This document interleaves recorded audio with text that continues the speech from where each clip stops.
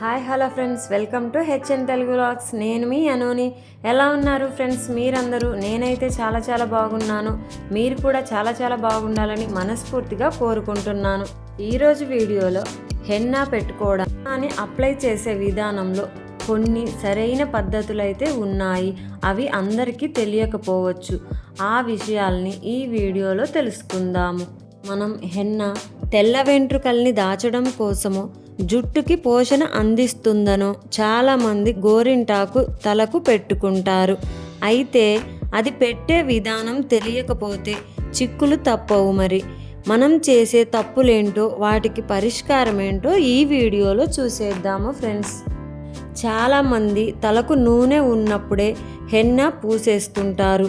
ఇలా చేయడం వల్ల రంగు, పోషకాలు కురులకు సరిగ్గా పట్టకపోవచ్చు. తలస్నానం చేసి పూర్తిగా ఆరిన శిరోజాలకు మాత్రమే గోరింటాకును పెట్టాలి. అప్పుడే మంచి ఫలితం ఉంటుంది. మరొక విషయం ఏంటంటే, గంటల తరబడి హెన్నాను తలకు పెట్టుకోవడం వల్ల రంగు వస్తుంది అనుకుంటారు కొందరు. కానీ అది బాగా గట్టిపడితే తలనొప్పి రావచ్చు, జుట్టు రాలొచ్చు. మరీ ఎక్కువగా ఆరిపోకుండా అప్పుడప్పుడు నీళ్ళతో తలను తడపండి. లేదంటే శిరోజాలు పొడిబారతాయి మరియు దీనివల్ల కళ్ళమంట కూడా వచ్చే అవకాశం ఉంటుంది. అలా ఎక్కువసేపు ఉంచుకోకుండా ఒక 30 మినిట్స్ లేదా 40 మినిట్స్ పాటు ఉంచుకోవచ్చు. అదేవిధంగా కొంతమంది హెన్నా పౌడర్ కలిపిన వెంటనే జుట్టుకు పట్టించడం చేస్తుంటారు. దీనివల్ల పూర్తి రంగు రాదు. ముందు రోజు రాత్రి ఇనుప పాత్రలో కలిపితే మంచి రంగు వస్తుంది.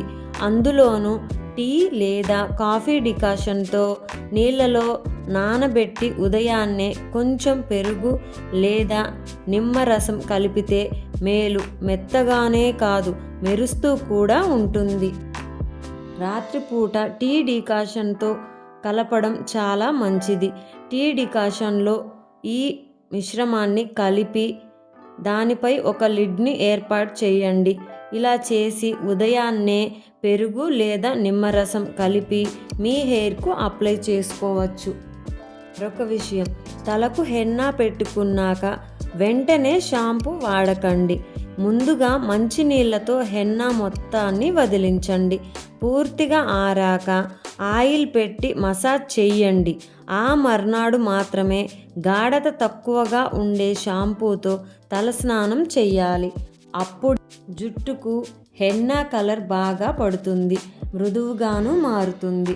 అదేవిధంగా తలస్నానం చేసిన హెయిర్ పైన ఈ హెన్నాను అప్లై చేసుకొని ఆ తరువాత షాంపూను అప్లై చేయకుండా నార్మల్ వాటర్తో క్లీన్ చేసుకోండి. అప్పుడు మీ హెయిర్కు ఉన్నటువంటి కలరు షాంపూ వాడకపోవడం వల్ల పోకుండా ఉంటుంది. ఎప్పటిలాగే హెయిర్కు ఆయిల్ అప్లై చేసి తలను దువ్వుకోవచ్చు. హెన్నా పెట్టుకోవాలి అనుకున్నప్పుడు ముందుగా తలస్నానం చేసినటువంటి హెయిర్ పైనే హెన్నాను అప్లై చేసుకోండి. ఆయిల్ ఉన్న హెయిర్కు కాకుండా ఉండడం వల్ల హెన్నా ఎక్కువ రోజులు ఉండే అవకాశం ఉంటుంది. లైక్ చేయడం మాత్రం మర్చిపోకండి ఫ్రెండ్స్. నా వీడియో మీకు నచ్చినట్లయితే నా ఓల్డ్ వీడియోస్ కూడా ఒకసారి చూడండి ఫ్రెండ్స్.